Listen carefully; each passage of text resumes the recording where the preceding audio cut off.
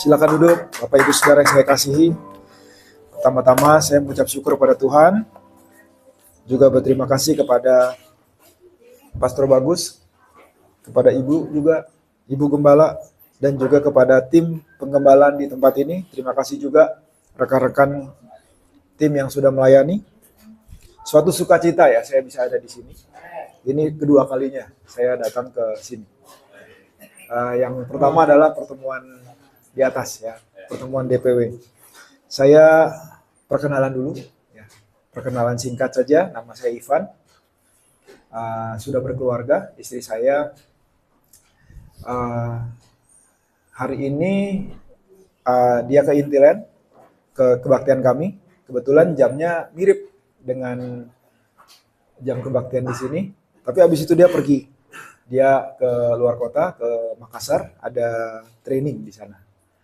Dan saya menggembalakan gereja di Jakarta, di Sudirman. Kemudian kami ada perintisan juga di Denpasar. Besok saya pagi-pagi sudah berangkat ke sana. Dan ada satu gereja juga yang saya nasihati lah ya, karena sudah ada gembalanya, yaitu di Jogja. Namanya sama, kecuali di Bali ya, namanya semuanya sama, ada pasti City Blessing karena sinodenya sama ya. Kemudian nama jemaatnya Lion of Judah. Di Bali kami tidak buru-buru ya, tidak mau kasih nama Lion of Judah juga. Yang penting kita taat dulu aja, kita jalan dulu aja.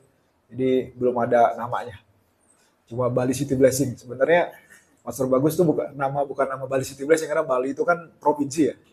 Jadi tapi dari awal kita udah keburu taruh itu, nanti tinggal direvisi aja saat sudah diresmikan oleh Pastor Maruli.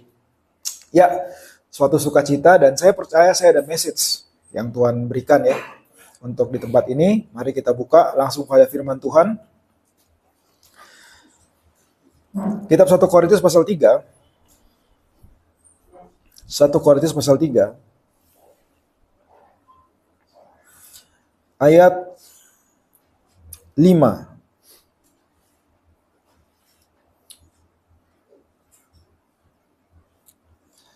Dan seterusnya ya. Ayat 5. Oke, saya mulai dari ini aja dulu. Dari ayat 4 ya. Karena jika yang seorang berkata, aku dari golongan Paulus, dan yang lain berkata, aku dari golongan Apolos, bukankah hal itu menunjukkan bahwa kamu manusia duniawi yang belum rohani? Jadi apakah Apolos? Apakah Paulus? Pelayan-pelayan Tuhan yang olehnya kamu menjadi percaya, masing-masing menurut jalan yang diberikan Tuhan kepadanya. Nah, bagian ini saya akan ajak kita untuk merenungkan ya. Aku menanam, Apolos menyiram, tetapi Allah yang memberi pertumbuhan. Karena itu yang penting bukanlah yang menanam atau yang menyiram, melainkan Allah yang memberi pertumbuhan. Baik yang menanam maupun yang menyiram adalah sama, dan masing-masing akan menerima upahnya sesuai dengan pekerjaannya sendiri. Karena kami ini maksudnya Apolos dan Paulus, kami adalah kawan sekerja Allah, kamu adalah ladang Allah, bangunan Allah. Nah, ini luar biasa sekali. Di era sekarang ini kita sering dengar ya tentang project collab ya, kolaborasi ya. Satu brand bisa collab dengan brand lain ya kan. Di pelayanan juga begitu, ada perintisan gereja di Organium ya. Ada beberapa gereja berkolaborasi, bekerja sama ya. Dan rupanya ide untuk bekerja sama atau kolaborasi ini sudah ada dari sebelum-sebelumnya. Yang punya ide ini adalah Tuhan sendiri. Ya, Tuhan mau menjadi rekan sekerja dengan kita. Tuhan mau collab dengan manusia, berkolaborasi dengan manusia. Ya, dan sebetulnya Tuhan itu nggak butuh manusia. Ya, dia bisa kerjakan semua sendiri. Jauh sebelum ada manusia, dia lakukan dalam penciptaan itu sendirian aja. Ya, Tepatnya ya Bapa, Putra, dan Roh Kudus ya. Bertiga tapi sebenarnya satu, jadi masih bisa dibilang sendiri. Dia nggak butuh kita. Tapi dia ingin kita ini bekerja sama dengan dia. Dia tidak mau lakukan itu sendiri. Ini hebatnya. Dan kita perlu menyadari ini sebagai suatu kemurahan Tuhan, suatu hal yang luar biasa. Karena Tuhan yang nggak butuh kita. Dia menciptakan suatu, dia menentukan sendiri dengan kehendaknya yang sempurna bahwa pekerjaan ini harus dikerjakan bersama-sama dengan kita. Ini luar biasa sekali. Ya.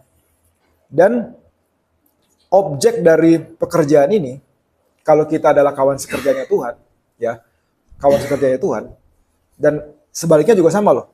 Ya, Tuhan itu adalah kawan sekerjanya kita. Kalau kita dibilang kami adalah kawan sekerja Allah, ini dari sudut pandangnya Allah. Tuhan melihat kita ini kawan sekerjanya dia, tapi dia juga kawan sekerjanya kita. Sama-sama nih, ya. Jadi saya membayangkan, kebetulan saya suka sepak bola ya, meskipun udah cuma nonton timnas sekarang, ya. Jadi kalau saya main sama rekan saya, misalnya Messi gitu ya, saya nggak bisa main bola. Messi ini udah dia bisa sendirian lah, bisa gocek sendirian, dia bisa lakukan semua sendiri. Tapi dia nggak bisa main sendiri. Nggak boleh. Ya, itu harus ada saya. Katakanlah ada pemain yang nggak bisa main, jadi saya terpaksa masuk, gitu ya. Dia diharuskan untuk bekerja sama dengan saya. Ya, mungkin ini bukan analogi yang baik sekali ya untuk menjelaskan, tapi Tuhan itu seperti itu. Dia bahkan ya supaya kita ini bisa melakukan bagian kita, dia memberikan yang namanya kasih karunia untuk membuat kita bisa mengerjakan bagian kita. Nanti kita akan masuk ke situ. Ya. Nah, kemudian objek dari pekerjaannya Tuhan ini, dari kolaborasi ini adalah kita. Kita ini adalah sasarannya. Kita ini adalah ladangnya Allah. Kita ini adalah bangunannya Allah. Untuk ladang, ya, tadi bahasanya adalah Paulus katanya dia menanam, dia menyiram. Itu bahasa bahwa yang disebut menanam, menyiram itu berarti ada ladangnya. Ya, ada ladangnya. Ladangnya siapa? Kita. Jadi kalau kita bicara mengenai pelayanan, kita nggak membangun gedungnya. Karena ladang itu bukan gedung. Kita bukan bangun fasilitasnya, alatnya dan sebagainya. Yang kita bangun itu, ladangnya itu adalah orangnya. Manusianya, orang yang kita layani itulah ladangnya. Dan juga orang yang kita layani itu adalah bangunannya. Kita ini adalah bangunan Allah. Ya, itu juga menarik kalau kita masuk ke situ karena ada ayat di kitab Rasul Petrus menulis 1 Petrus ya, bahwa kita ini adalah batu-batu ya, batu-batunya Tuhan ya. Kemudian di Efesus pasal 4 dikatakan Tuhan mau supaya kita semua ini rapi tersusun. Ya. Dan bagaimana itu bisa rapi tersusun? Ya, Tuhan yang menata, tapi dia bekerja sama dengan kita. So kita ini semua kita ini, bukan cuma gembala, ya, kita semua nih yang ada di sini, bahkan yang mendengarkan recording ini, ya, kita ini adalah kawan sekerjanya Tuhan. Boleh nggak bilang ke kiri kanannya? Lu collab sama Tuhan gitu ya. Collab sama Tuhan, kawan sekerja, ya. Mau kita bilang saya nggak penting. Tapi kita ini kawan sekerja, mau nggak mau, suka atau nggak suka, kita ini kawan sekerjanya Tuhan. Saya kasih contoh ya. Kita tahu bahwa Rasul Paulus itu adalah salah satu rasul yang Tuhan pakai luar biasa. Tapi sebelumnya, waktu namanya masih Saulus, dia melakukan pekerjaan yang ya dirty work ya, yaitu dia memimpin suatu inisiatif untuk menangkapi orang-orang yang dipakai Tuhan, ya, pemimpin dalam gereja, kemudian dieksekusi, ya. Itu kerjaannya Saulus. Sampai suatu saat Saulus ini bertemu dengan Tuhan dan dia bertobat. Tahu nggak, teman-teman semua yang ada di sini? Orang yang dipakai Tuhan untuk menumpangkan tangan ke atas Saulus sampai Saulus itu dipenuhi Roh Kudus. Itu adalah murid yang biasa-biasa aja. Ya, sebenarnya murid nggak ada yang biasa sih. Semua murid luar biasa. Ya, semua murid luar biasa. Tapi kalau saya jadi murid itu yang namanya Ananias ya. Jadi Roh Kudus bicara sama dia bahwa ada orang namanya Saulus, kamu tumpang tangan ke dia. Dia akan dipenuhi Roh Kudus, gitu ya. Mungkin saya akan bilang begini, nggak ada rasul apa ya? Kan ada Rasul Petrus, ada Rasul Yohanes, ada Rasul Yakobus. Kenapa harus saya? Dan supaya dikunci nggak bisa argumen lagi, ya. Menurut saya nggak bisa argumen lagi. Tuhan juga bicara kepada si Saulusnya, bahwa nanti akan ada orang datang ke kamu. Namanya Ananias. Jadi sudah dibuat nih janji temunya, appointmentnya itu Tuhan udah buat ke kiri sama ke kanan, dua-duanya udah dikasih tahu bahwa yang mau menumpangkan tangan ke kamu itu si orang ini namanya Ananias. Nggak bisa ditawar, nggak bisa dinego. Rasul Petrus available, Rasul Yohanes juga available. Tapi Tuhan maunya adalah Ananias. Jadi kita semua itu kita punya peran. Kita semua adalah kawan sekerjanya Tuhan. Amen. Perkara kita mau ambil peran itu apa tidak, ya itu adalah soal lain, ya. Dan saya berharap kita semua bilang yes. Ya, kita semua bilang yes. Karena hal-hal yang luar biasa, ya, hal-hal yang luar biasa itu ada di balik dari kata yes. Ya, juga di balik kata no sih. Tapi no terhadap dosa, no terhadap iblis, no terhadap godaan, no terhadap jalan yang salah, ya. Tapi kepada Tuhan harus yes, jangan ketukar ya. Ya, kita kadang no kepada Tuhan. Ya, kita belajar bahwa kita ini diberikan tanggung jawab. Ada ladang yang harus kita lakukan bersama-sama, kita kerjakan bersama-sama dengan Tuhan. Tapi puji Tuhan, kita lakukan ini nggak sendiri. Kita jangan punya pemikiran bahwa cuma saya dan teman saya nih yang menjadi rekan sekerja. Timnya ini cuma ini aja. Kita mesti tahu bahwa yang mengawali ini adalah Tuhan. Tuhan yang rekrut kita. Amen. Dan Tuhan itu berikan kepada kita tanggung jawab. Oke, saya punya hotline ini, tapi saya tiba-tiba teringat sesuatu cerita ya. Ada beberapa orang beberapa hamba Tuhan terkenal yang saya sempat baca ceritanya. Mereka itu mengatakan yes. Walaupun sebelumnya, jadi Tuhan berikan kepada orang-orang ini tugas yang orang-orang sebelumnya itu mengatakan no. Ya, jadi saya dengar kisah mengenai hamba Tuhan yang sudah meninggal ya, tahun 76, namanya Kathryn Kuhlman. Kathryn Kuhlman ini orang yang dipakai Tuhan luar biasa, ya, dalam mujizat, penginjilan, juga kuasa Roh Kudus. Dan suatu saat Kathryn Kuhlman bercerita bahwa panggilan dan jenis pelayanan yang luar biasa diurapi yang dia miliki itu sebenarnya sudah Tuhan berikan, tawarkan kepada 3 orang lain. Tapi 3 orang ini masing-masing mengatakan tidak, yang kedua tidak, yang ketiga tidak. Dan Kathryn Kuhlman ini adalah seorang yang hancur sebenarnya. Ya, dia pernikahannya gagal, masih banyak lagi yang lain ya. Tapi waktu dia sudah segitu hancurnya, ya, dia udah nggak punya perlawanan lagi. Sehingga waktu Tuhan panggil dia, Tuhan berikan jubah itu ya, panggilan yang begitu luar biasa ya, dengan tanda-tanda ajaib yang menyertai, dia bilang yes. Dia bilang yes. Saya ingat cerita yang lain, Reinhard Bonnke. Reinhard Bonnke ini adalah penginjil yang in case kita belum pernah dengar, dan nggak apa-apa kalau nggak tahu ya. Yang penting kita tahu Tuhan Yesus itu siapa ya. Reinhard Bonnke itu adalah penginjil yang Tuhan pakai luar biasa, terutama di Afrika. Ya, pernah datang ke Indonesia pertama kali saya dengar beliau itu tahun 1991 di GBK. Ya, dan saya lihat videonya bagaimana dia itu khotbah di Nigeria, ya, di mana di hari terakhir itu 1 juta orang terima Tuhan Yesus. 1 juta orang. Dia pernah diwawancara di Hillsong. Ditanya, kamu yakin yang bertobat itu hari terakhir 1 juta? Terus dia ketawa, dia jawab ke interviewernya dia bilang, saya ini orang Jerman. Kalau orang Amerika paling cuma double check.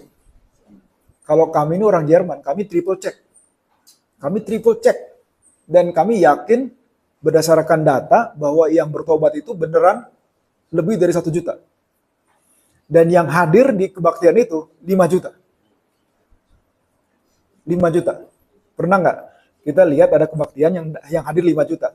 Dan dia bisa bilang itu 5 juta karena dia bawa expert. Expert ngitung crowd. Itu ada ilmunya rupanya. Terbang di helikopter. Jadi itu ada rumusnya. Ya. Jadi kira-kira luasnya daerah itu dan ketebalan atau density-nya orang yang berdempetan. Jadi dia bisa bilang bahwa ini 5 juta yang hadir. Waktu saya lihat di video, itu bukan lapangan bola. Tapi itu hamparan luas banget. Bukan lapangan. Jadi kalau lapangan bola itu mungkin bisa ada sekian lapangan tuh ada di situ. Dan yang hadir di situ 5 juta. Nah, yang saya mau ceritain adalah, dia udah sukses di Afrika. Tapi Tuhan suruh dia ke Amerika. Dan dia tinggal di Amerika sampai dia meninggal. Waktu dia di Amerika, Tuhan gerakkan dia untuk cetak buku kecil. Kalau orang dulu bilang traktat. Untuk ditaruh di rumah-rumah. Saya lupa kotanya apa, tapi dia dulu tinggal di daerah Florida, di negara bagian Florida. Lalu dia bilang begini sama Tuhan, Tuhan saya ini udah sibuk. Saya udah banyak yang saya kerjain. Dan Tuhan ingatin lagi, kamu bikin. Lalu dia bilang, saya udah sibuk Tuhan. Akhirnya Tuhan ngomong sama dia, kalau kamu gak mau kerjain, saya kasih ke orang lain. Lalu dia bilang, oke, ampuni saya Tuhan. Saya kerjain. Jadi Tuhan itu punya agenda untuk ladangnya. Tuhan itu punya rencana untuk bangunannya. Dan dia mencari orang-orang kawan sekerja yang dia mau ajak. Tadi ilustrasi saya mengenai sepak bola ya. Saya bukan hanya suka lihat highlight kalau ada gol. Tapi saya juga suka lihat highlight tentang umpan. Umpan, ya.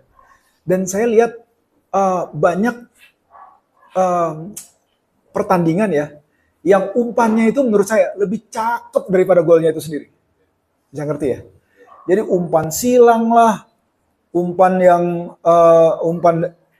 yang kerjasamanya bagus banget lah, ya. Atau ada serangan balik ya, yang cuma waktu timnya itu digempur, terus serangan baliknya itu cuma 10 detik, gol. Ada yang lebih dari 10 detik, tapi yang 10 detik itu cepet banget itu.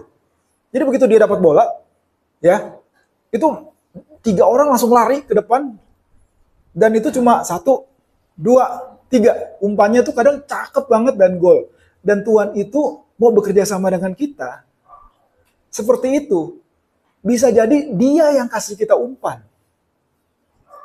Dan dia ingin kita itu bilang yes kepada dia.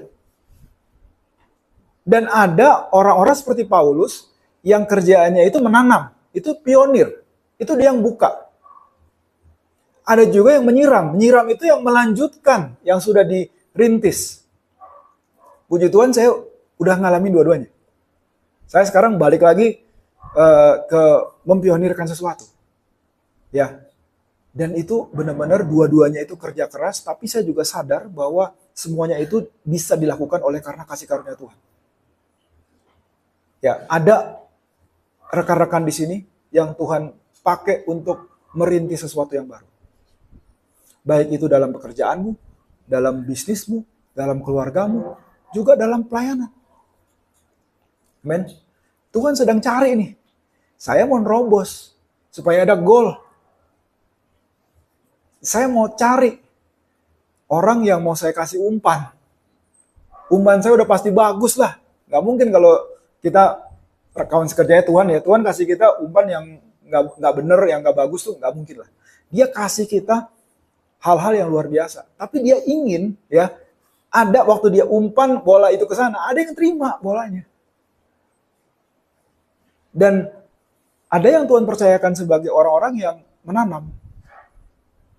Ya, batunya tuh harus dikeluarin dulu, ya kan? Nggak mungkin dong kita tanam sesuatu di tanah yang berbatu-batu, ya kan? Ada perumpamaan penabur, kita nggak bahas itu tapi mirip ya. Ada juga tanah yang banyak tanaman lain, ya kan? Nggak boleh dong. Nanti yang ditanam itu berkompetisi dengan tanaman lain. Jadi harus ditarik semua, dicabut semua. Tapi yang jelas, yang menarik di sini kita belajar bahwa yang penting itu bukan yang menanam atau yang menyiram. Tapi saya mau sampaikan bahwa ada orang yang Tuhan pakai untuk memulai sesuatu, merintis.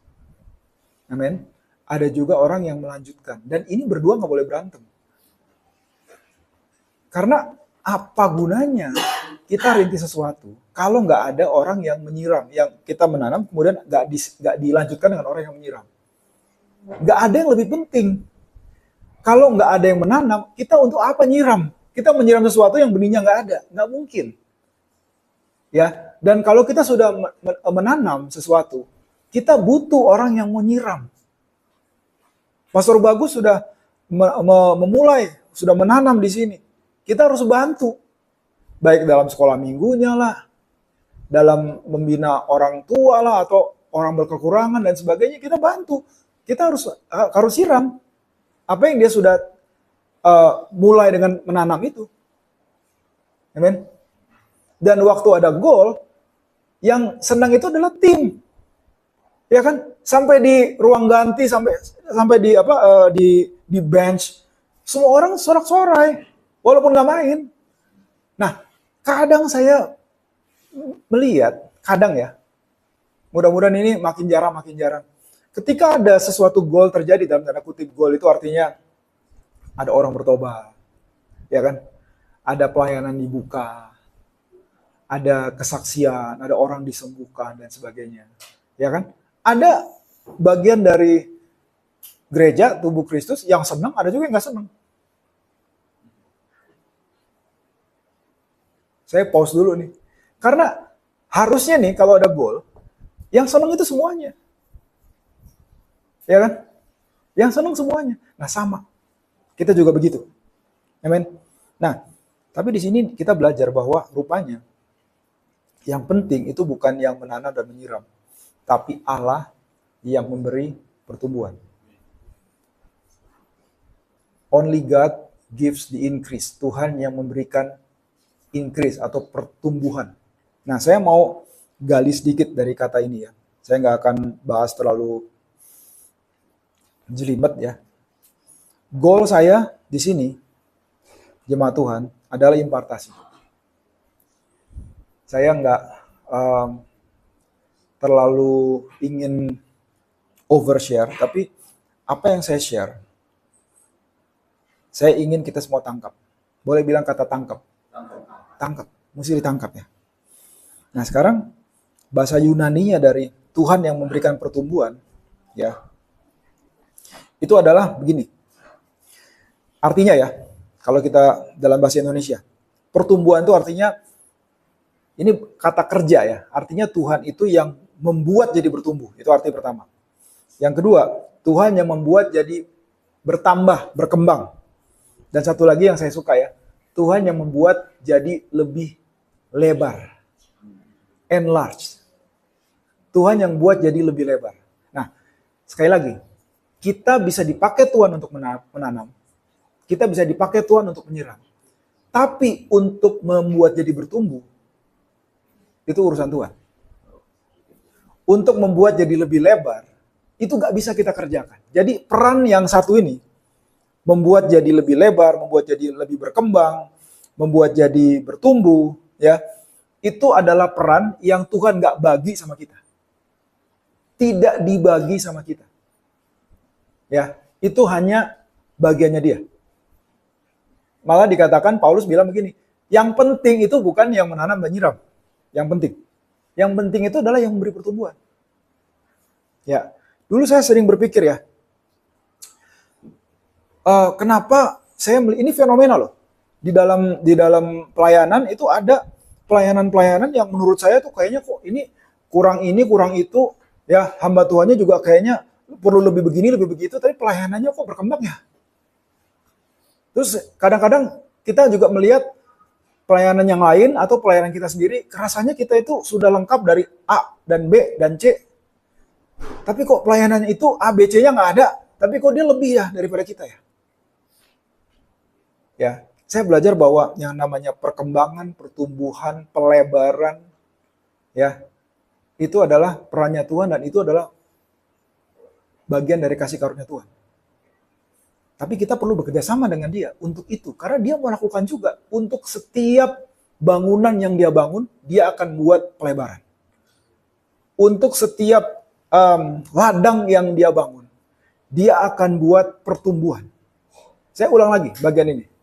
Ya, untuk setiap ladang dan bangunan yang dia bangun, yang dia mulai, dia akan buat pelebaran, dia akan buat pertumbuhan. Amin. Dia akan kembangkan itu. Dia akan kembangkan itu. Tapi kita perlu bekerja sama dengan dia. Amin. Kalau kita nggak kerja sama dengan dia, ya kita akan kecewa. Saya mulai dengan kesaksian saya nih.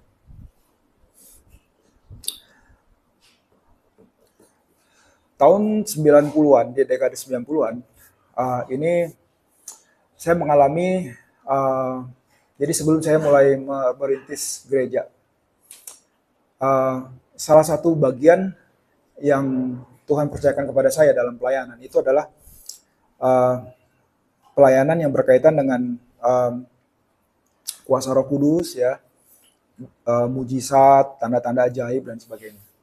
Itu cukup sering terjadi di pelayanan yang saya lakukan dari tahun 95 sampai 2000 lah kira-kira. Nah 2000 itu saya mulai merintis gereja. Jadi saya bisa memulai suatu kebaktian ya, dengan saya ini ngomongnya low key seperti ini ya. Hari ini saya ingin khotbahnya tuh suaranya agak kencang, tapi flow-nya nggak begitu. Saya nggak bisa keluar dari flow yang ada ini, ya, yang Roh Kudus taruh. Ya, jadi saya mengikuti aja, saya enjoy aja. Jadi bisa nih ngomongnya begini, tapi akhir dari kebaktian itu orang-orang udah nggak di tempat duduknya lagi, udah di lantai, dipenuhi Roh Kudus. Ya, dulu zaman ada kerjaan Roh Kudus, orang-orang pada tertawa ya, holy laughter, itu sering banget terjadi ya. Bahkan kalau ada orang cerita, wah di gereja saya dulu pernah ada tapi sekarang enggak gitu ya. Orang-orang yang saya layani itu pada bingung karena di tempat pelayanan kami itu masih terus-terusan terjadi gitu. Ya. Nah, pada saat kami mendapatkan tuntunan Tuhan untuk memulai gereja lokal, jujur nih, saya berpikir begini, ini pikiran saya. Pikiran yang tidak saya sampaikan kepada orang lain, tapi itu ada. Saya bilang begini, wah, kalau kita mulai gereja lokal, pasti gampang berkembangnya. Kenapa? Karena ada pekerjaan Roh Kudus yang seperti ini. Ada lawatan Roh Kudus seperti ini, ada signs and wonders. Jadi gampang. Ya, saya dulu mungkin cuma satu kali saya pergi ke gereja Tiberias ya. Tiberias yang 90-an. Itu karena ada pernikahan aja. Tapi waktu saya datang, saya dapat itu tuh buletinnya ya. Itu isinya kesaksian-kesaksian orang disembuhkan dan sebagainya. Terus saya pikir, wah, kayaknya gampang nih kalau nanti Tuhan sudah bawa kami untuk merintis gereja ya. Jadi ini gampang nih karena ada itu. Ya, itu bagian dari pelayanan saya.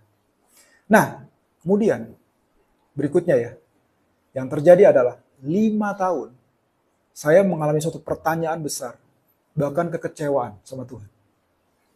Kenapa?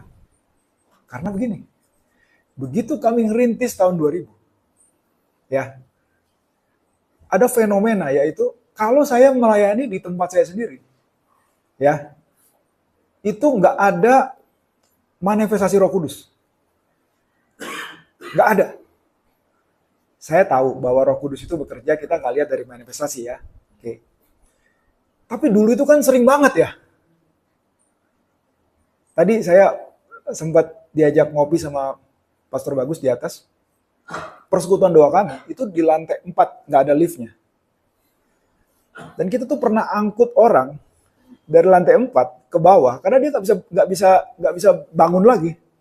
Ditunggu sampai jam 11 malam itu nggak bangun-bangun.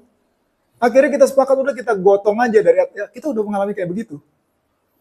Sampai waktu di bawah kita baru sadar kita nggak harus tetap nunggu dia karena dia yang bawa mobilnya. Gitu ya. Kita udah ngalamin hal seperti itu. Ada banyak mujizat yang lain ya, tapi poin saya adalah masuk tahun 2000 ya, no manifestations. Bukannya mau cari itu ya, Bapak Ibu, teman-teman ngerti ya? Tapi nggak ada. Dan yang saya pakai kata ini joking tapi ada benernya juga ya. Yang bikin sakit hati. Waktu saya diundang melayani ke tempat lain, ada lagi. Saya diundang melayani di gereja lain, atau retret, atau apa, ada lagi. Pas balik lagi, bisa nih. Misalnya kebaktian kami dulu kan sore, jam 4. Jadi paginya atau siangnya melayani di tempat lain, wah, ada nih lawatan Roh Kudus nih, ya kan? Masih kerasa nih, Roh Kudus bekerja nih, urapannya masih kerasa nih. Udah langsung ke kebaktian jam 4. Terus jam 4, nggak ada. Nggak ada. Terus pertumbuhan kami itu, ya, itu pelan banget. Pelan sekali kalau lihat dari jumlah orang ya. Ternyata pertumbuhan itu juga ada pertumbuhan rohani juga, bukan pertumbuhan orang saja. Ya. Tapi ini saya mau cerita, ini kan tujuan saya adalah impartasi ya, ngerti ya? Teman-teman tangkap ya? Jadi saya nggak ingin kasih Anda kebanyakan hal ya, tapi Anda tangkap nih benar-benar. Akhirnya saya benar-benar kecewa sama Tuhan. Dalam pengalaman lain ya, saya pernah lebih kecewa lagi sama Tuhan, by the way. Tapi yang itu tuh saya benar-benar kecewa. Karena benar-benar itu bukan 1 kali 2 kali loh. Saya pulang dari satu kebaktian di mana di kebaktian yang di tempat lain itu saya dipakai Tuhan luar biasa. Ya, dengan mujizat, dengan tanda-tanda ajaib, pulang ya, itu biasa aja. Ya bukan berarti Roh Kudus nggak bekerja, Roh Kudus bekerja. Tapi nggak sedemonstratif di dekade 90-an dan tidak sedemonstratif di gereja lain waktu saya diundang. Ya, tahun 2005 tuh saya ingat tuh. Saya pulang dari retret di Samarinda ya. Itu bener-bener, wah panjang lah ceritanya. Sampai 2014 saya diundang lagi sama, dan juga terakhir 2023 itu sama orang yang dulu pernah menjadi hasil dari lawatan Roh Kudus di tahun 2005 itu. Ada yang udah jadi gembala dan sebagainya. Gerejanya lebih besar daripada saya. Yang saya gembalakan di Jakarta ini lebih besar. Gitu, dan saya bersukacita sih ya. Cuma waktu 2005 itu tuh terakhir ya. Saya heran bener-bener. Heran. Ada orang dipenuhi Roh Kudus, dibaptis Roh Kudus berbahasa roh di gereja kami. Tapi kalau yang di tempat lain ini, ya, itu bisa satu setengah ruangan lah. Itu waktu Roh Kudus turun itu sekaligus semuanya dipenuhi Roh Kudus. Tapi waktu pulang, kami orang-orang dipenuhi Roh Kudus tuh misalnya lagi sharing lah di dapur, pastor. Ya luar biasa sih, tapi nggak seluar biasa yang di luar. Dan saya bilang, Tuhan, saya bingung nih. Tapi akhirnya saya mulai menyadari suatu kenyataan yang ya pahit buat pengertian saya. Dan saya belajar ini dengan sulit pada waktu itu ya. Tapi kenyataannya adalah hanya Tuhan yang bisa memberikan pertumbuhan. nggak bisa dinego dengan doa puasa dengan segala macam. Doa puasa itu ada tempatnya ya. Bahkan saya mau katakan nggak ada versi kekristenan yang nggak ada doa puasanya, nggak ada. Ya, tapi kembali lagi kita nggak bisa bikin suatu itu bertumbuh. Ya, peran kita bukan itu. Peran kita adalah menanam, menyiram. Tapi hanya Tuhan yang bisa kasih pertumbuhan. So setiap pertumbuhan ke dalam lah, pertumbuhan ke samping lah, bahkan pertumbuhan ke atas lah atau pertumbuhan manusianya bertambah lah, kita harus syukuri. Karena kita nggak bisa menghasilkan itu. Amin. Saya ulang lagi bagian ini. Ya, kita harus mensyukuri semua pertumbuhan yang Tuhan berikan kepada kita. Ya, kita harus syukuri itu karena kita nggak bisa hasilkan itu. Kita nggak bisa hasilkan itu. Teorinya kan begini, kita banyak teori nih sekarang nih.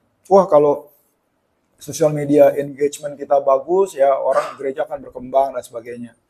Terus tadi saya juga punya teori kan, kalau ada tanda-tanda ajaib, ya kan, maka gereja akan berkembang. Tahun 2006, ya tahun 2006. Januari 2006, saya dengar Roh Kudus ngomong ke saya begini, awal tahun kamu tumbang tangan ke orang-orang. Ya.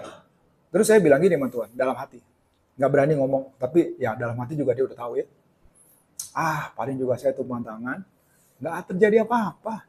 Cuma tumbang tangan, taruh tangan di kepala orang, udah selesai. Nggak ada apa-apa. Ya, nggak ada apa-apa. Gitu ya. Terus, dalam kebaktian yang sama di Januari awal itu, ya, ini saya cerita nih, saya bersaksi nih. Waktu saya sedang menyembah Tuhan di depan sini, di mimbar ini, saya dapat penglihatan lagi. Ada malaikat datang, 2, kasih saya scroll, gitu ya. Saya udah catat, sekarang udah lupa ya isinya apa. Tapi waktu udah selesai, dalam hati saya gini, ya paling gak ada apa-apa. Paling gak ada apa-apa. Terus saya mulai tumbang tangan dengan ekspektasi nothing. Jadi waktu orang itu mulai dilawat Roh Kudus, sekali lagi bukan manifestasi yang kita kejar ya. Tapi waktu orang mulai gak bisa berdiri, 1, 2, 3, dalam hati saya begini, loh kok ada gini ya? Bahkan waktu selesai kebaktian itu, orang-orang dilawat Roh Kudus di kebaktian itu, jadi benar-benar berbeda dengan 5 tahun. Ya. Dan kemudian saya digerakkan untuk lakukan lagi minggu depannya. Minggu depannya itu saya expect gak akan terjadi apa-apa. Jadi, wah, ini pembelajaran yang benar-benar buat saya ini berharga sekali. Nah sekarang saya fast forward ke 2022. Ya, panjang ya, 2022. Pandemi, 2021 lah tepatnya. Pandemi. Ya, justru di tengah pandemi itu, Tuhan percayakan satu perkembangan, satu gereja dibuka di Jogja. Kami nggak bikin, ya secara manusia nggak bikin apa-apa. Nggak ada yang kami buat. Bahkan satu pelajaran yang saya pelajari dari 2022 sampai 2025 ini adalah dalam kelemahan kita, kuasa Tuhan Yesus itu disempurnakan. Udah gitu, satu gereja masih ya belum bagus-bagus amat. Ya, mereka pernah kebaktian 2 kali loh di Jogja itu. 3 kali, maaf. 3 kali. Tapi karena tempat ibadah yang paginya tutup, jadi 1 lagi. Kalah kami di Jakarta, mereka 3 kali kebaktiannya. Tapi akhirnya sekarang 1 kali. Kemudian sepertinya masih belum cukup, 2022, Tuhan taruh dalam hati kami untuk rintis pelayanan di Bali. Ya, saya pernah, belum pernah mention itu di sini ya. Jadi 2022 dana misi kami itu 0. Ya, 2025 ya masih sama juga, 0 juga. Dan kami itu strategi yang Tuhan kasih ke kami itu adalah kami commute sebulan sekali pergi Jakarta Bali. Ya. Kalau misalnya rata-rata, ini saya ngomong angka ya, untuk menjelaskan bahwa dana misi kami 0 ya. Ingat dana misi kami berapa? 0. Kalau rata-rata 1 kali trip, bukan hanya untuk trip ya, tapi untuk pelayanan di sana. Ya. Rata-rata sebulan misalnya 15 juta. Dikali 12 berapa? 180. Not bad dong buat yang dana misinya nol. Ya kan? Dan di situ saya belajar bahwa kelemahan kita itu nggak jadi batasan buat Tuhan. Justru waktu kita lemah nih, ya, dan kita nggak mengandalkan yang lain, ya, kita hanya punya satu sumber saja, yaitu Tuhan Yesus, ya, di mana kita hal kecil hal besar kita larinya ke Dia, ya kan? Hal kecil hal besar, apalagi yang besar nangis ke Dia gitu ya. Dia itu bisa diandalkan. Sangat-sangat bisa diandalkan. Semalam saya udah latih tim kami di Bali, juga koordinator Bali yang di Jakarta, saya udah bilang, belajar koordinasi. Belajar koordinasi itu nggak bisa mendadak. Harus pikir jauh hari. Koordinasi. Saya lihat kadang-kadang adik-adik rohani saya ini udah bahasa Jawanya udah mangkal ya. Kalau saya ulang lagi. Karena menurut saya belum. Jadi upgrade lagi. Nah, kemarin malam udah saya kasih tahu koordinasi jauh hari. Bahkan saya udah bilang, dana kan masih kurang nih. Saya udah mulai bagi rekan-rekan semua. Beberapa pembayaran tuh saya percayakan ke tim Bali. Udah belajar dong, berdoa mengandalkan Tuhan. Kan kalian lihat kami kan, sekarang gantian kalian. Nih, untuk pembayaran kebutuhan-kebutuhan tertentu untuk kebaktian yang di Bali, kalian yang doa sama Tuhan. Tapi kita juga tetap dukung. Dan saya bilang, saya udah titip, kalau misalnya kalian sampai belum dapat, ngomongnya jangan last minute. Tapi yang terjadi adalah last minute ngomongnya. Ya, jadi saya kemarin tuh hari sibuk buat saya. Dari saya baru selesai kerja itu jam 4 pagi, tidur bentar, jam 7 kurang saya harus bangun karena jadwal ada acara online di gereja Pastor Kong, ya, Bellagio. Saya biasanya nggak ikut, tapi kok bisa-bisanya hari itu pas saya lagi butuh tidur, itu saya jadwal ternyata, walaupun cuma 10 menit. Jadi saya bangun jam 7 kurang. Habis itu kita ada program buat anak-anak, Boss the Movement, jam 9.30, tapi jam 9 saya udah ready, sampai setengah 1. Habis itu saya ada meeting dan seterusnya sampai malam. Jadi saya udah susah untuk koordinasi dengan Bali. Ya, dan tiba-tiba malam saya dikontak sama koordinator kami. Gimana nih? Gedung belum dibayar. Sisanya belum dibayar. Udah gitu kita mau kasih persembahan kasih buat urusan musik. Nggak ada juga. Wah, saya udah kasih tahu koordinasi itu harus dari jauh hari. Mau negur tapi saya lihat WhatsApp saya yang lain. Itu ada orang tiba-tiba tuh bilang gini, kami punya usaha kecil-kecilan untuk bantu pelayanan ya. Salah satunya tuh jual keripik. Ada orang mau bayar pembelian keripik 370.000. Tapi yang ditransfer itu ditambahin 1,5 juta. Katanya silakan diatur buat pelayanan, buat di Bali kek, buat di mana kek gitu. Jadi di sini bilang nggak ada, di WhatsApp sini bilang gimana nih caranya bayar, WhatsApp sebelahnya adalah uangnya masuk gitu. Ya, dan ya tentunya sekarang udah di semuanya jadi nol lagi. Jadi nol lagi. Jadi kita udah alami ini dari 2022. Kami udah pernah kejadian ya. Ini sekali lagi nih kita tangkap ya. Percaya deh, saya ingin khotbahnya tuh lebih terstruktur, ya, pengajarannya lebih terstruktur daripada ini ya. Saya ingin sekali, saya bisa kutip ini, kutip itu ya. Tapi goal saya adalah impartasi. Kami pernah ya mau pulang minggu malam. Minggu pagi belum ada tanda-tanda, belum ada hilal kelihatan ya. Dari mana kami punya uang untuk beli tiket. Singkatnya yang Tuhan gerakan untuk bayarin tiket itu adalah yang punya vendor penyewaan kendaraan. Jadi kan kami sewa mobil nih. Ya kan? Jadi dia jemput bola karena dia mau jemput tamu juga yang lain. Jadi dia tanya, jam berapa saya bisa ambil? Bisa nggak lebih early? Jadi saya datang ke kebaktian kalian pagi-pagi, sementara saya ganti sama mobil lain, toh kalian mau pulang hari ini. Jadi kan pulang hari ini? Nah, dia tanya ke tim. Ya, tim ini jawabannya ngambang. Jadi sih Pak, tapi kami masih berdoa. Maksudnya apa? Kamu jadi pulang hari ini, tapi kok masih berdoa? Iya, kami masih berdoa. Kenapa berdoa? Ya karena sebenarnya uangnya belum ada, tiketnya belum ada. Oh gitu, dia diem. Ini orangnya udah nyampe di depan gereja, ya ruangan gereja. Saya masih di seberang, saya lagi buka-buka ayat firman Tuhan, saya udah izin. Saya di seberang ya, saya ngopi dulu di seberang. Terus dia tanya lagi, jadi gimana kalian mau pulang? Ya kita masih doa. Terus dia diem aja.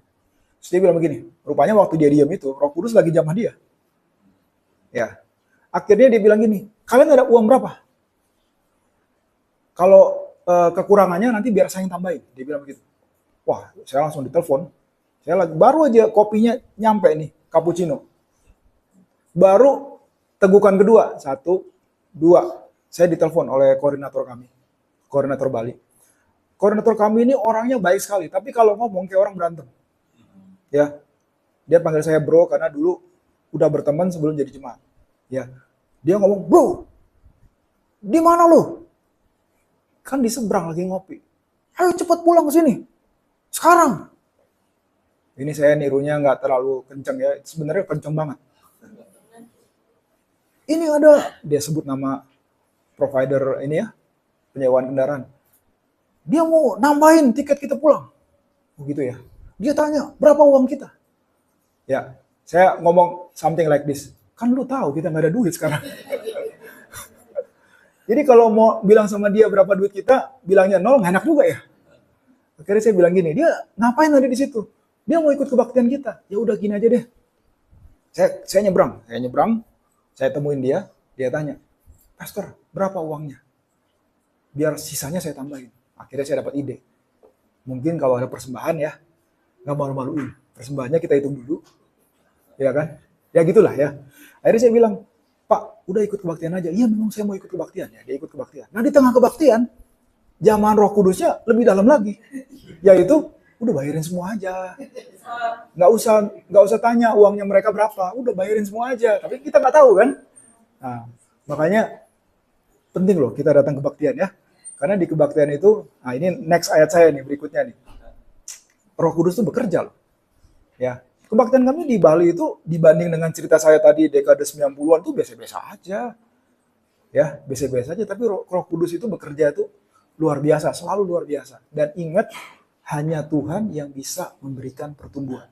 Nah, berkaitan dengan uang ya, ini saya belajar. Ya, bahwa uang 10.000 aja nggak akan keluar dari dompet orang. Kalau bukan Roh Kudus yang gerakan orang itu. Jadi saya nggak mengandalkan lagi segala gimmick untuk apa ya? Kalau hari Minggu ada kisah sedih di hari Minggu ya. Gereja kita udah mau ambruk. Jadi tolonglah kami gitu ya. Tolonglah pelayanan di Bali bakal hancur. Enggak. Ya, Tuhan yang bisa memberikan pertumbuhan. Roh Kudus yang bisa jamah hati orang. Dan bagian itu kita nggak bisa sentuh. Mau diganti dengan manipulasi, nggak bisa dan nggak boleh. Ya, kita jangan substitusi perannya Tuhan yang itu dengan manipulasi. Jangan. Ya, kita kasih tahu nih bahwa wah boleh ngasih tahu itu nggak apa-apa. Tapi motif untuk kita kalau kita gini nanti dia gitu itu mendingan kita bawa sama Tuhan dulu deh. Mendingan kita doa dulu lah supaya hati kita jadi baik, hati kita jadi murni. Ya, dan kalau memang kita mau lakukan mau bikin proposal kayak mau bikin malam dana kayak mau bikin konten kayak mau bikin apa kayak kita tahu bahwa hanya Roh Kudus yang bisa jamah orang. Amen. Akhirnya dia nggak selesai kebaktian karena tamunya udah mulai datang. Jadi dia langsung ke belakang, dia ketemu sama tim kami, dia tanya, coba tanya sama Pastor Ivan, jadi berapa yang saya harus transfer? Itu dia masih bergumul dengan pendapatnya dia sebelum kebaktian, tapi waktu dia pergi, akhirnya dia bilang, udahlah saya transfer aja, ini uang. Jadi saya lagi berdebat nih, berdebat setengah berdebat ya. Ini berdebat yang bagus karena berdebat di tengah-tengah mau terima berkat ya.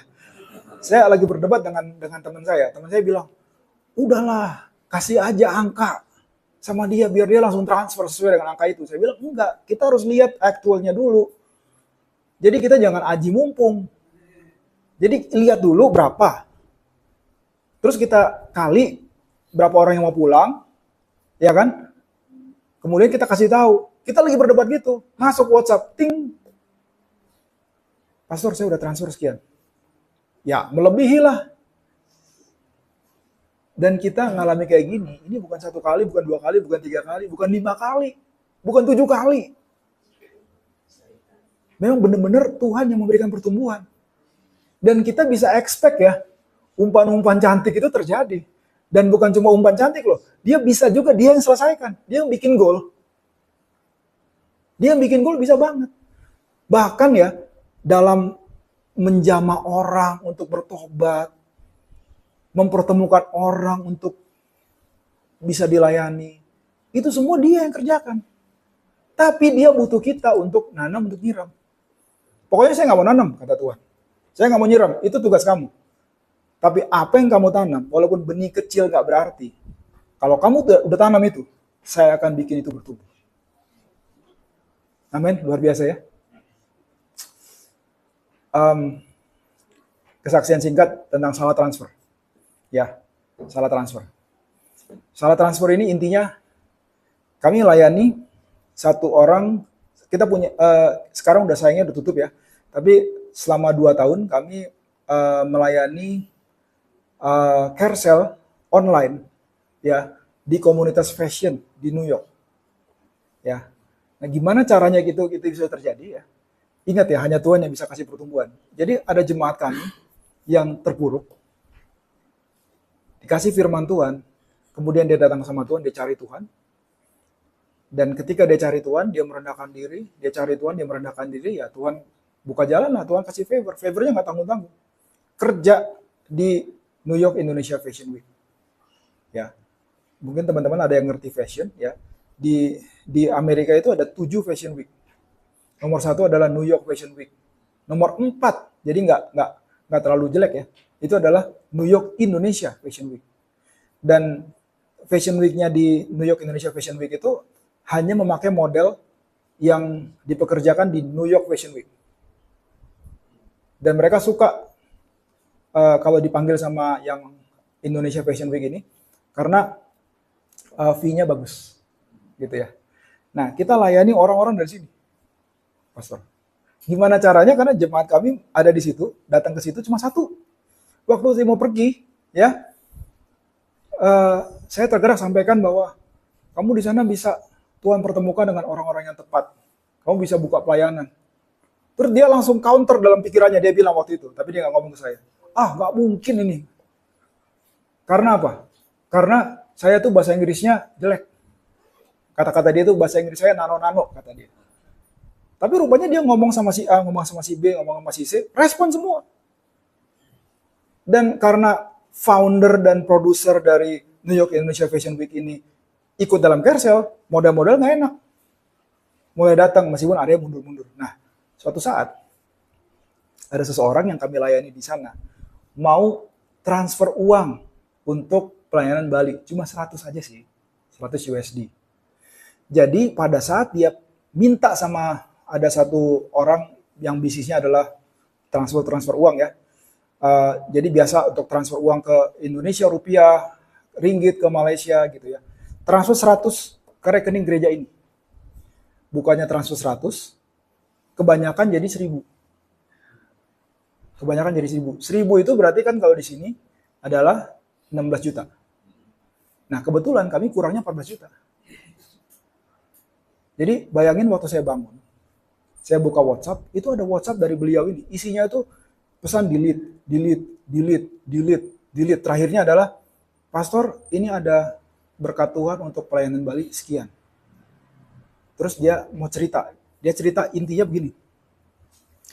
Waktu salah transfer, si orang ini bilang sama dia, jadi ini orang sebenarnya bukan orang Chinese, tapi temennya ini pokoknya semua yang yang wanita dipanggil Ci dari suku apapun. Ci katanya, salah transfer Ci. Terus diomelin lah dia kan, gimana kamu? Iya Ci, aku salah nih. Terus gimana nih lebih 900? Gitu kan. Ini saya ceritakan gini, tolong jangan, oh ini cuma buat dia. Tangkap. Ya, tangkap. Karena Tuhan itu ingin memberikan increase kepada kita. Tuhan mau membuat pelebaran. Nanti saya akan tutup dengan satu ayat ya, 2 ayat. Nah, kemudian gimana nih 900? Akhirnya dia bilang, gini deh. Jadi rupanya dia sudah minta ke saya, dia udah WhatsApp ke saya supaya 900 dibalikin. Tapi dia delete. Karena dia mikir begini, masa sih udah masuk rekening gereja, terus diambil lagi. Nah, saya kan nggak bisa bikin dia nggak enak. Betul nggak? Kan saya nggak bisa bikin, ini semua saya nggak bisa bikin. Nah, saya mau katakan ada hal-hal yang Anda nggak bisa rekayasa, itu akan Tuhan lakukan dalam kehidupan Anda. Baik dalam pelayanan, pekerjaan, segala macam. Dan kalau Anda tahu ini ada, available, ya, mulai terima ini. Ya, Anda ini sedang dalam tanda kutip sedang collab dengan seorang maestro nih.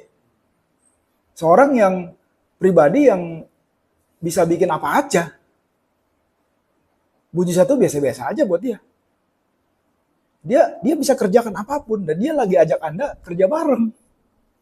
Masa iya kita nggak expect apa-apa dia lakukan? Ya, kita expect yang kecil-kecil aja. Ya kan? Orang dia aja expect kita lakukan perkara besar dengan kasih karunia dia kok. Ya kan? Terlalu kecil kalau kita expect dia itu, udahlah nggak usah berharap apa-apa lah. Amen? Itu yang perlu kita tangkap nih dari cerita ini.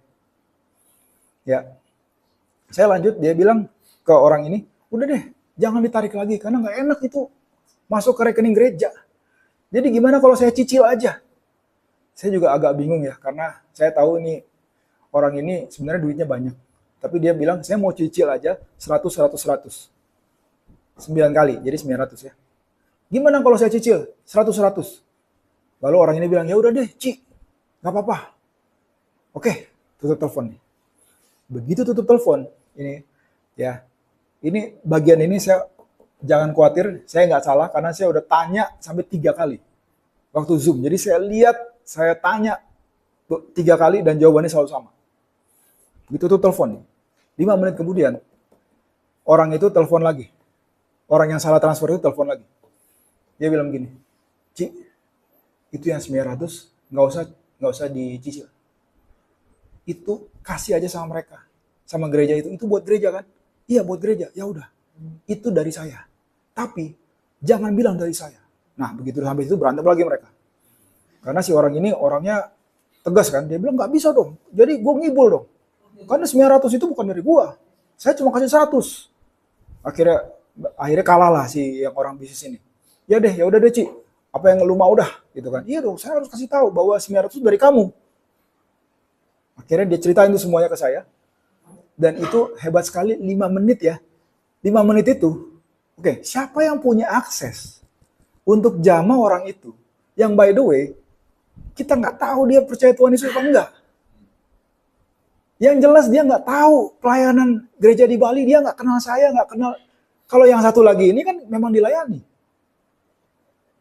Jadi Tuhan kita itu segitu hebatnya, dia bisa pertemukan kita dengan orang-orang yang bahkan nggak takut akan Tuhan dan mereka tuh bantu kita. Dan itu kami lihat juga berkali-kali di Bali. Di penginapan lah, di inilah, di itu. Saya balik lagi situ ya. Jadi selang 5 menit dia berubah pikiran. Ya udahlah, 900. Dan wow. Dan kami sering ada percakapan di antara kami waktu uangnya sedikit lah, uangnya nggak cukup lah. Buat kami itu udah biasa. Hari ketiga di Bali, masih ada 4 hari lagi, duit udah habis sama sekali, itu udah biasa. Udah biasa. Ya, udah hanya bisa nginep sampai 3 malam, habis itu kita berdoa aja. Bukan pas mau pergi itu selesai hari ketiga baru berdoa, nggak tiap hari.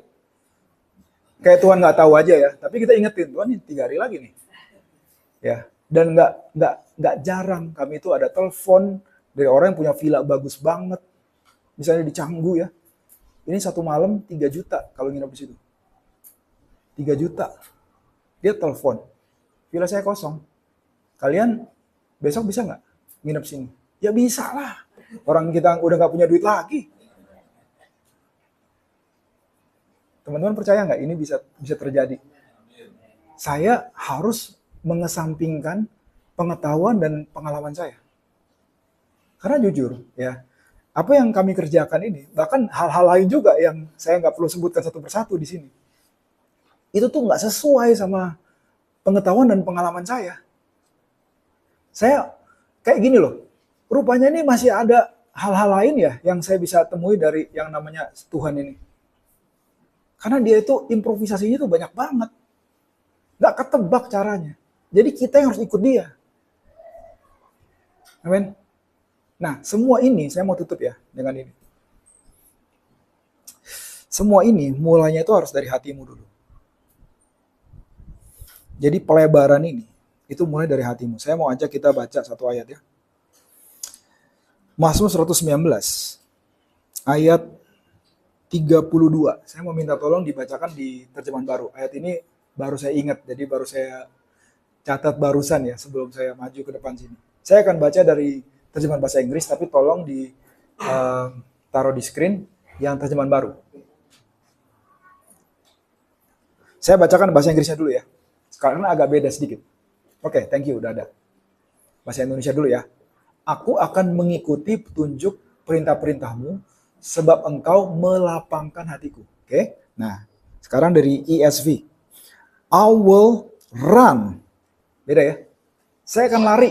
I will run in the way of your commandment. Saya akan lari. Ikuti perintahmu. When you enlarge my heart. Ketika engkau memperlebar hatiku. Nah, pelebaran itu terjadinya harus di dalam dulu. Ya, waktu Tuhan bilang, hanya saya yang bisa melebarkan, hanya saya yang bisa membuat kamu diperlebar. Pelayanan kamu diperlebar, bangunan ini diperlebar. Bangunan Allah yaitu manusia itu diperlebar. Itu perlebaran itu terjadinya harus di sini.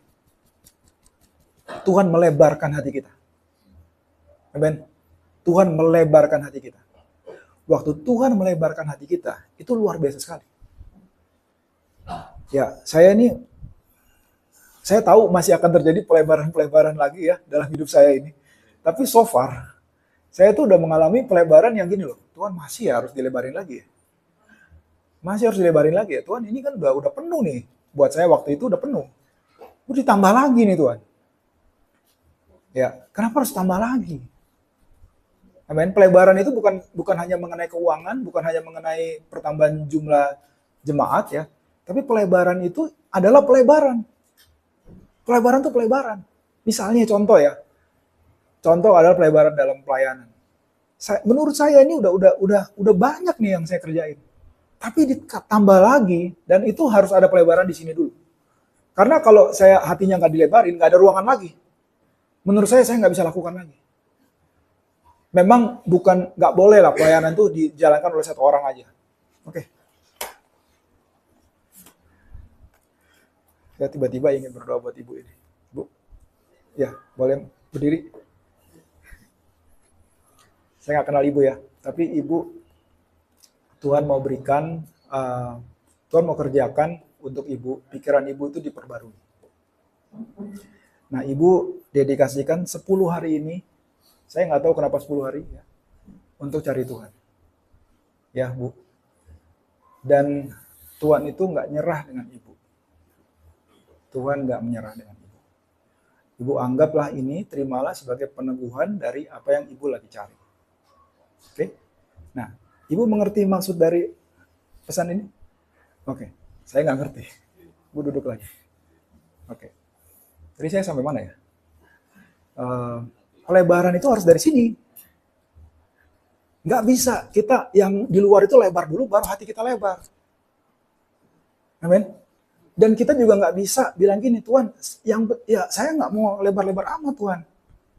pelebaran itu, yang pertama itu kan inisiatifnya Tuhan. Amen. Dia bukan hanya bisa melebarkan pelayanan, tapi dia lebarkan hati kita dulu. Pelebaran yang di luar tidak akan terjadi kalau hati kita tidak dilebarkan.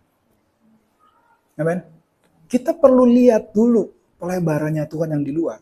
Kita perlu lihat dulu di hati kita. Baru itu akan Tuhan lebarkan di luar. Amen. Nah, saya dapat message lagi. Ada Anda di sini yang berpikir secara usaha Anda, ya, usahamu itu ya udah gini-gini aja lah, ya, gini-gini aja lah. Anda punya dua usaha. Orang yang saya sampaikan message ini, Anda punya dua usaha. Usahamu itu ya udahlah gini aja lah. Tapi Tuhan mau sampaikan ya di sini. Dan kalau ini buat Anda langsung merasakannya. Anda tahu itu buat Anda. Bahwa Tuhan itu mau melakukan pelebaran. Tapi pelebaran itu harus dari hatimu dulu. Bahwa Tuhan itu nggak terbatas dan dia bisa lakukan itu. Dan usahamu itu adalah usaha yang Tuhan pakai untuk menjadi berkat. Jangan biarkan situasi itu menentukan buat orang ini ya. Karena Tuhan itu punya agenda untuk memakai usahamu itu. Dia tahu apa yang harus kamu lakukan. Ya. Juga untuk orang ini mencari Tuhan ya, berdoa, berpuasa. Oke. Nah, pelebaran itu harus di kita dulu. Waktu saya udah mulai pelayanan di Bali 2023, kira-kira 2023 akhir atau 2024 awal, saya sedang berdoa di Jakarta. Saya mau akhiri dengan ini ya. Saya sedang berdoa di Jakarta. Waktu itu Roh Kudus jamah saya dan Roh Kudus taruhkan di hati saya begini. Kamu pergi pelayanan ke Bali itu, salah satunya adalah untuk kamu sendiri. Terus saya nggak setuju ya. Wah Tuhan, saya lakukan ini kan untuk jiwa-jiwa, bukan untuk saya. Iya, ini untuk kamu. Maksudnya bagaimana?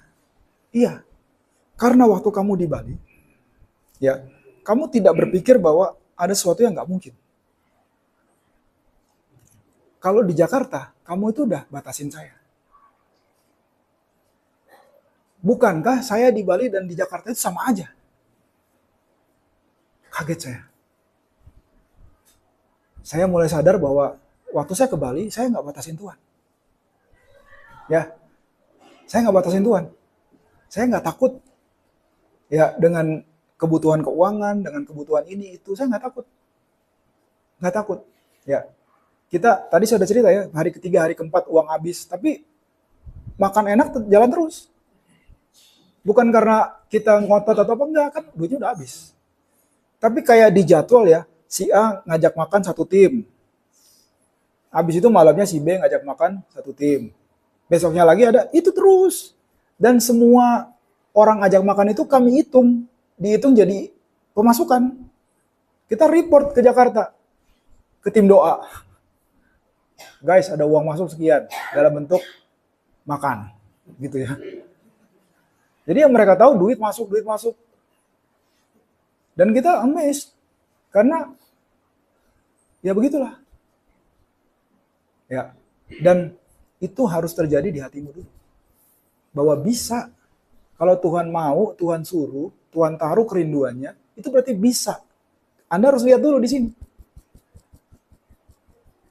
Mungkin ada di antara Anda, ini bukan message yang saya tangkap ya, tapi saya menyampaikan saja. Mungkin ada di antara Anda yang merasa bahwa hatimu itu udah sesak. Udah penuh Tuhan. Nggak ada yang lain lagi untuk tugas dari Tuhan. Ya mungkin aja ya hal-hal yang bukan dari Tuhan pertama harus dikeluarin dulu dari situ. Segala kekhawatiran, segala mungkin berhala tuh maksudnya hal-hal yang Anda pikir lebih penting dari Tuhan. Ya kan termasuk pelayanan juga bisa jadi berhala ya. Keluarin dulu. Biar bisa muat tugas yang dari Tuhan atau benar-benar dilebarin. Kapasitas di hatimu itu dilebarkan. Karena apa? Karena Tuhan mau Anda seperti dia kan? Memang nggak langsung, tapi itu proses. Bahwa Anda bisa menjadi berkat buat orang-orang. Amen. Saya punya banyak kesaksian yang lain. Tapi ini cukup. Saya berdoa jemaat ini, ya, saya sampaikan ke Pastor Bagus bahwa saya belum pernah menyampaikan pesan yang persis seperti ini. Kalau yang mirip pernah, tapi yang persis seperti ini itu belum pernah. Ya, bahwa saya percaya jemaat Tuhan di tempat ini, ya, kalau Anda tahu bahwa Tuhan itu mau melebarkan, dan memang itu tugas dia. Jangan khawatir, kalau dia mau melebarkan, mau membuat Anda berkembang, bertumbuh, itu dia pasti akan lakukan. Ya kan? Dalam semua aspek. Ya, tapi itu harus terjadi urusannya hati dulu. Ya kan? Urusannya hati dulu. Semuanya itu mulai dari dalam. Targetnya Tuhan itu adalah hatimu dan pikiranmu. Renewing of the mind, pembaruan pikiran. Targetnya dia dan juga targetnya iblis sebenarnya. Ya, karena iblis itu udah nggak punya peluang lagi dimanapun. Dia ke surga nggak bisa karena dia udah ditendang dari sana. Waktu dia berusaha ingin tahtanya Tuhan, dia udah dikeluarin dari sana. Kemudian bagaimana dengan di bumi? Tuhan Yesus bilang bahwa segala kuasa atau segala otoritas di surga dan di bumi sudah diberikan kepadaku. Segala itu artinya 100%. Jadi kalau 100% otoritas ada di tangan Tuhan Yesus, berarti ada pihak di sana, di luar sana, yang udah nggak punya otoritas lagi, karena di sebelah sana itu nol. Semua 100% ada di tangan Tuhan Yesus. Jadi kalau di bumi ini, di surga, semuanya adalah di bawah kendalinya Tuhan Yesus, peluangnya dia itu cuma di pikiran kita aja. Musuh itu. Makanya Tuhan saat ini ingin menjamah hatimu, menjamah pikiranmu, diisi dengan firman, diisi dengan kasih-Nya Tuhan, diisi dengan rencananya Tuhan, dengan pengharapannya Tuhan. Dan semua yang Tuhan kerjakan itu ajaib, semuanya itu supernatural. Anda mungkin nggak punya harapan lagi, tapi ada supernatural hope, pengharapan yang ajaib, yang daripada Tuhan, dia berikan kepadamu. Dia sedang runtuhkan cara-cara berpikir lama. Ya, yang ya pokoknya begini. Dan kadang cara berpikir yang lama itu sebetulnya adalah dulu Tuhan kasih juga untuk yang dulu. Tapi sekarang dia sedang kerjakan hal-hal yang luar biasa. Prinsipnya sama, Injilnya nggak pernah berubah. Tapi caranya itu bisa berubah. Amin. Oke, kita mau bangkit berdiri. Saya mau berdoa buat kamu juga. Boleh berdiri di tempatnya. Semua bangkit berdiri. Saya punya satu kata.